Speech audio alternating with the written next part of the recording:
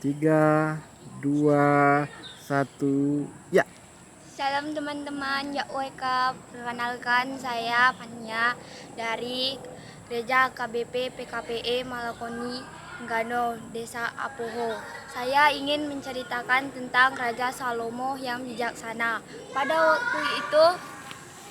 waktu itu masuklah dua orang perempuan sundal menghadap raja. Lalu mereka berdiri di depannya.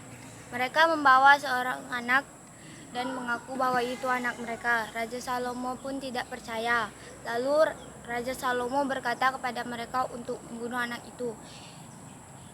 Ibu yang sungguh-sungguh tidak rela anaknya untuk dibunuh, maka ibu itu menyuruh anak itu untuk pada ibu yang satu lagi.